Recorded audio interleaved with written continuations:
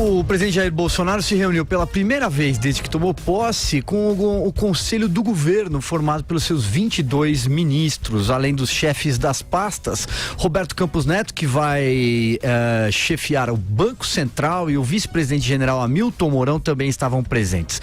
O objetivo da reunião: discutir as primeiras medidas que devem ser tomadas na gestão Bolsonaro. Antes do encontro dessa quinta-feira, o ministro da Casa Civil, Onyx Lorenzoni, informou que o presidente avalia cerca de 50 medidas sugeridas pela equipe ministerial. E de tudo que foi publicado, tanto da entrevista do Onyx quanto pelos portais de notícia, eu apontaria aqui a revisão dos conselhos, que eu disse agora há pouco, exonerações, nas palavras do ministro Onyx Lorenzoni, despetização da máquina. São cerca de 320 pessoas. Vou passar a bola aqui então para os comentaristas do 3 em 1, que seguramente vão enumerar outros pontos discutidos nesse primeiro encontro. E mais uma frase para você, Vera Magalhães. O Onyx disse ter encontrado movimentações incomuns e indicações nos últimos 30 dias feitas pelo presidente, agora ex-presidente, Michel Temer.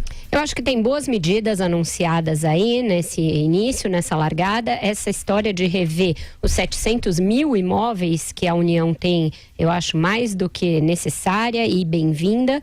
Isso é uma coisa que há muitas gestões já se fala em fazer, mas nunca é levado a cabo. Então, eu espero que se leve a cabo. Tem uma boa capacidade aí de promover uma desimobilização de capital importante quando você precisa conter gastos, fazer caixa, gerar receitas, etc.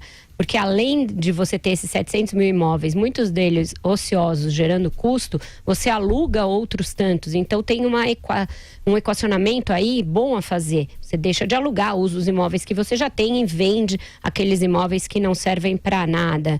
Então isso é uma coisa positiva, Silvio, na linha de desburocratização, de o Estado sair de lugares onde ele não deve estar. Da mesma maneira, extinção de conselhos. A gente sabe que uma das taras do petismo era criar conselho disso, daquilo e de tudo que pode haver, coisas que o Estado não deve se meter. O Zé Dirceu, uma época, era uma espécie de chefe dos conselhos da nação. Ele tinha reunião com conselhos diariamente, de conselhos que não serviam para absolutamente nada, a não ser para perenizá-lo como um babalorixá ali que mandava em tudo. Então, que mande as favas todos esses conselhos.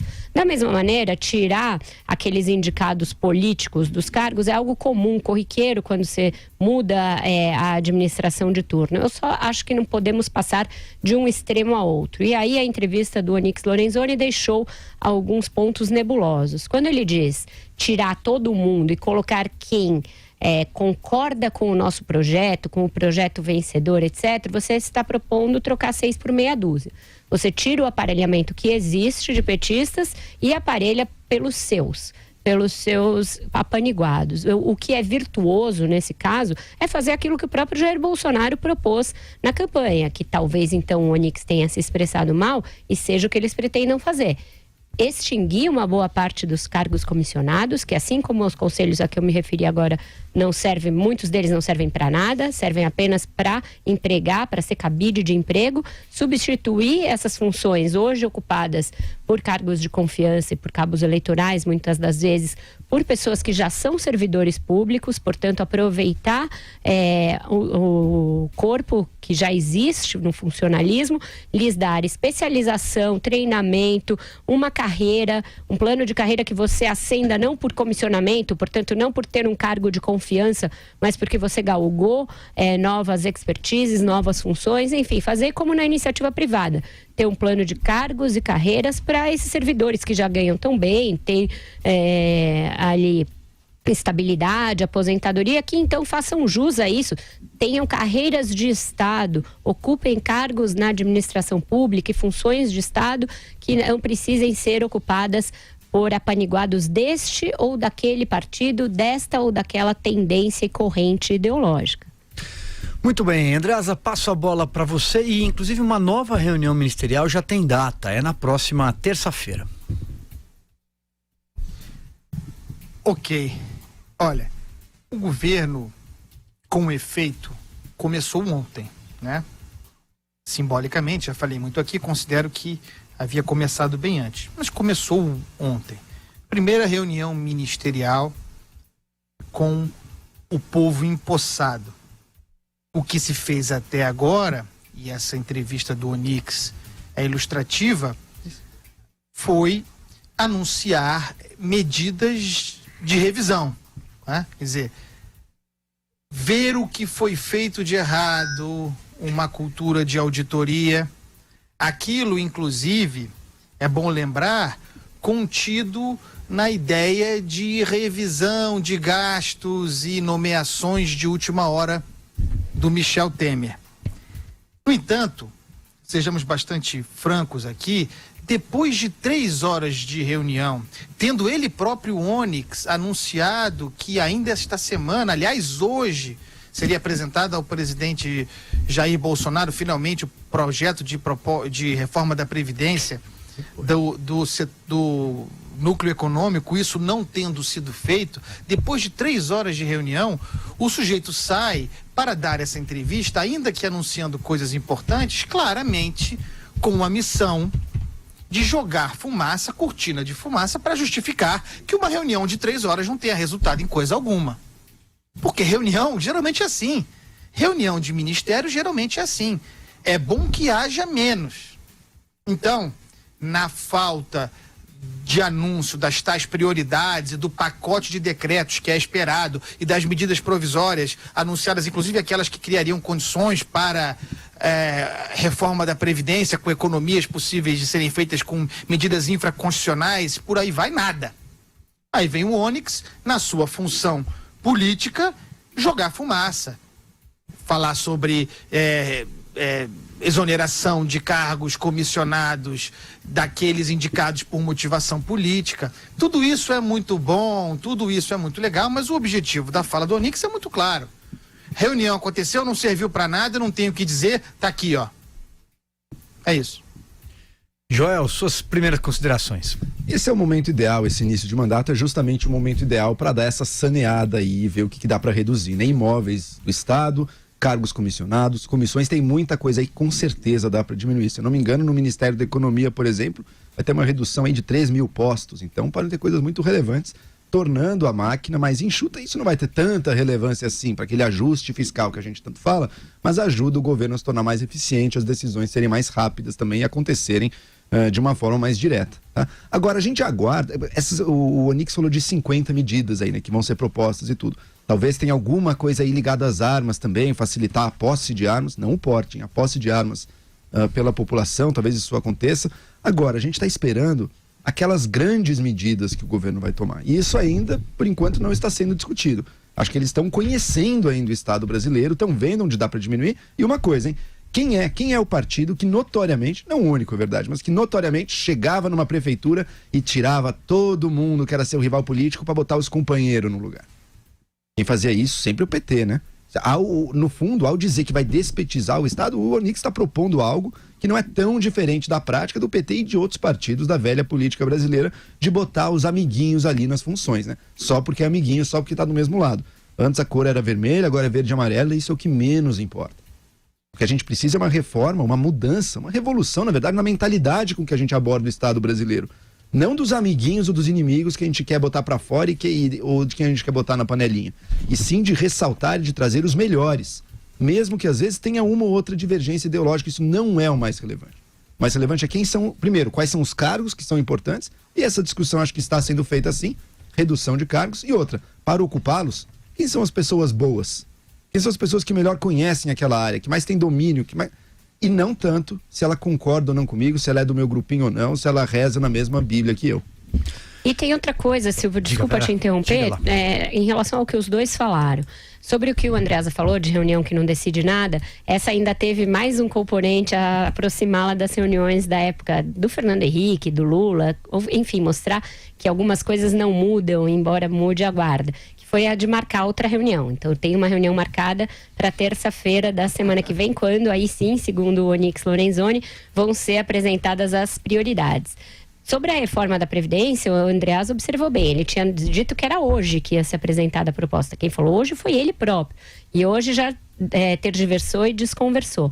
E sobre o que o Joel falou, a despetização, né, dos postos de comando e de comissionamento da Assembleia, vamos lembrar que teve 2 anos de Michel Temer. Então, uma boa parte dos comissários petistas já foi tirada de lá, já não está lá. Então, de certa maneira, isso é uma narrativa. Não há tantos petistas mais a serem tirados de cargos comissionados. E se você promove uma limpa, tirando todo mundo de uma vez, como primeiramente anunciou o ministro da Casa Civil, você corre um sério risco de ter uma solução de continuidade, de não ter pessoas para apertar o botão. Afinal, está chegando todo mundo novo. Não se pode promover uma saída em massa de pessoas sob o pressuposto de que elas sejam petistas, sem que você nem saiba se elas de fato são. Porque aí você pode não ter. Ele mesmo passou por isso, disse que ia tirar todo mundo e recuou. Recuou em relação à imprensa do Estado e em relação à questão do Diário Oficial, porque não ia ter quem publicar, não ia ter quem soubesse como publicar os atos do governo no Diário Oficial se ele fizesse aquilo que disse de tirar todo mundo. Diga lá, Andreasa. Eu ia comentar o seguinte sobre a reforma da Previdência e sobre o Onix. Teve uma bateção de cabeça hoje, mais uma.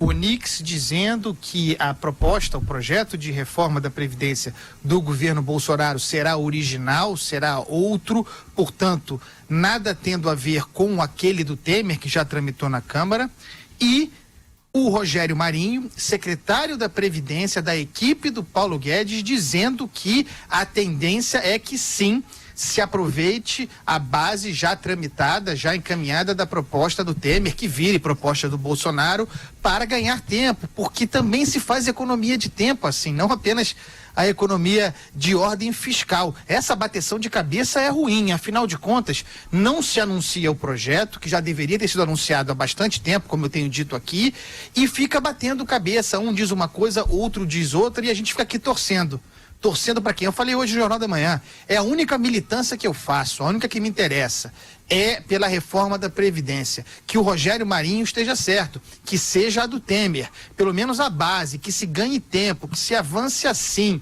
O Onix é o articulador político do governo se mostrando como um grande trapalhão, isso sim.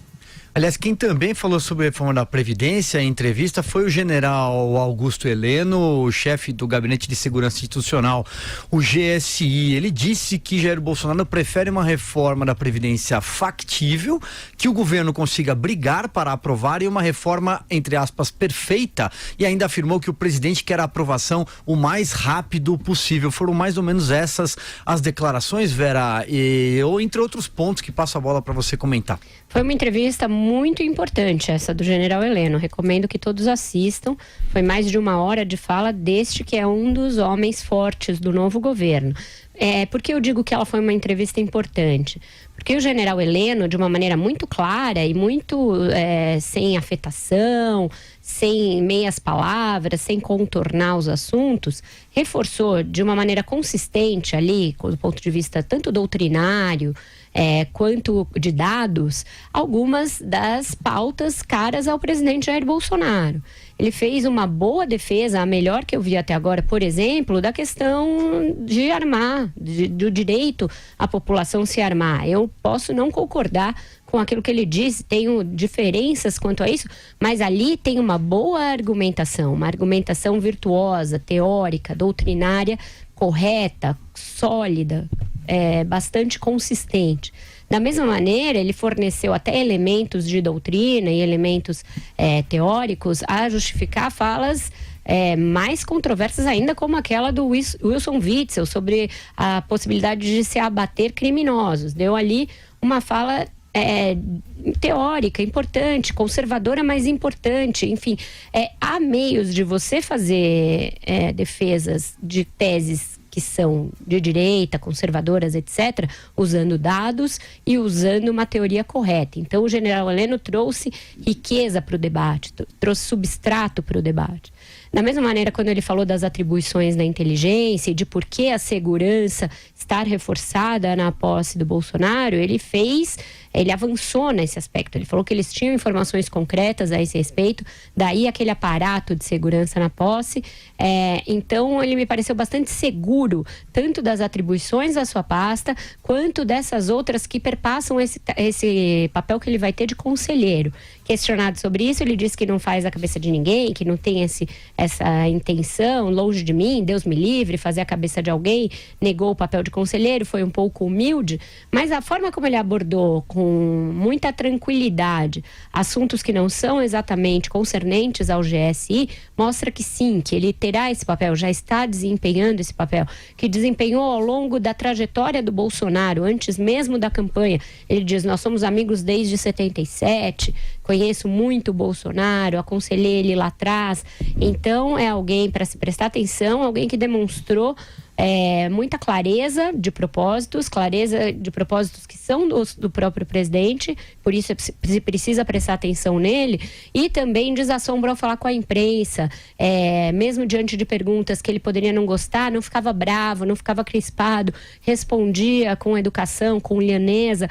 Então, um padrão também nesse aspecto de prestar contas, mesmo ele falou, olha, é um paradoxo, eu devia ser o homem do silêncio e estou aqui falando, falou isso num tom bem humorado, descontraído. Então, é importante essa entrevista, é importante mostrar, inclusive porque acaba quebrando um pouco aquela expectativa que você tem por ser um militar, você acha que vai ver alguém durão, ele sim tem posições duras em alguns aspectos, mas alguém que fala com tranquilidade sobre os assuntos. Então, eu achei bastante positiva essa entrevista. Até se lembrarmos dos antecessores dele no cargo, não tanto o Sérgio todos Matigoy, sombrios, né? Não todos falavam, né? Exatamente, duros, que justamente que não falavam, né? Ele é uma voz bem ponderada. Sigo com você, Joel. Exato. O general Heleno tem um pensamento conservador, mas tem os pés fixados na realidade, no chão do mundo real.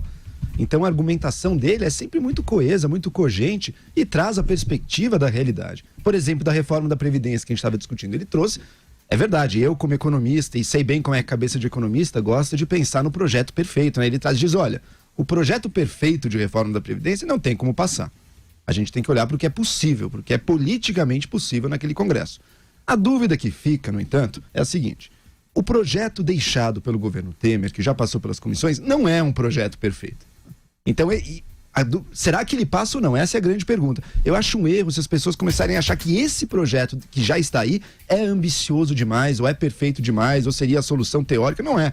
Por exemplo, aquela discussão da capitalização, que é uma discussão irrelevante, porque o Paulo Guedes sempre traz o regime de capitalização, que não está nesse projeto, que já está pronto para ser votado aí.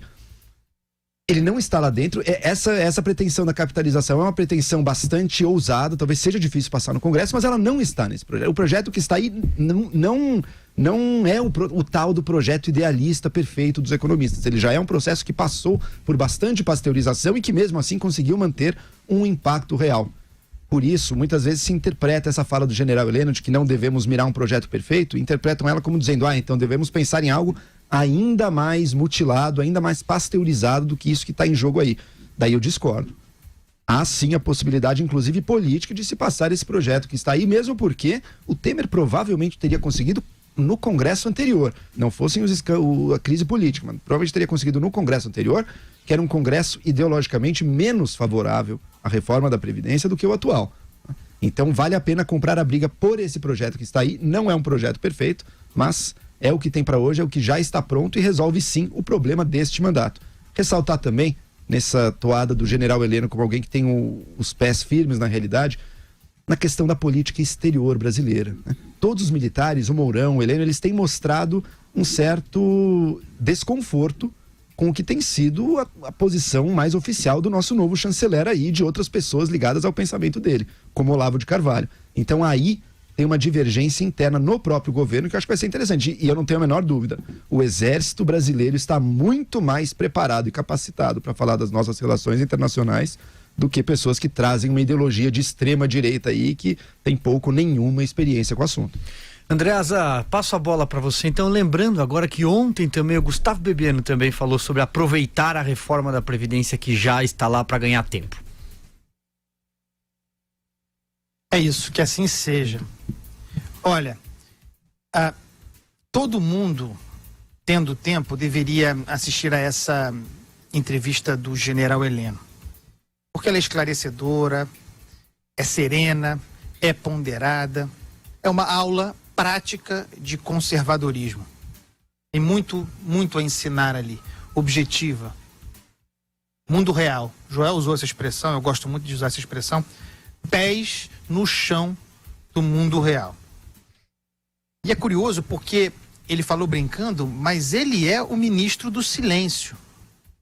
O ministério dele, o Gabinete de Segurança Institucional, é a casa do silêncio, porque é a casa da inteligência. É a casa que coleta informações, que monitora o país, e as informações ali reunidas devem ser guardadas estrategicamente. Com isso eu quero dizer o seguinte: se ele, general Heleno, ciente da sua posição, especialista em inteligência, não é a primeira vez que passa por uma posição estratégica em inteligência em governo brasileiro, se ele, conhecendo, portanto, profundamente a natureza da sua função, aceitou falar ontem em entrevista, foi porque entendeu que precisava botar alguma bola no chão. Depois da posse, depois de todos os discursos, depois de tudo que vimos desde o dia 1º. Ele é, general Heleno, não apenas o maior conselheiro do presidente da República. Ele é o pensador, ou o maior pensador, a cabeça do governo. E que bom que seja e que bom que dure. E que bom que está bem. Porque ali ele dá o norte, inclusive dentro de um planalto que me parece muito confuso, ao contrário de outras áreas. Por exemplo, a clareza do Sérgio Moro, a clareza do Paulo Guedes e por aí vai. Vejam que é o chefe do Gabinete de Segurança Institucional, conselheiro do presidente, muito influente no comando militar, influente também na área de infraestrutura do novo governo, estratégica, influente, portanto, também na área econômica, porque sabe e apoia as reformas do Guedes, porque sabe que para o desenvolvimento do país e o investimento em infraestrutura é preciso fazer a reforma previdenciária que liberará condições de investimento. É um ministro quase total desse governo. E, no entanto, demonstrou aquela humildade. A fala dele ontem, a entrevista dele ontem, para mim, acho que não teremos muitas. Ele só fala para abater, para usar uma expressão da moda. Ele falou ontem para botar a bola no chão e botar ordem na casa. E acho que conseguiu.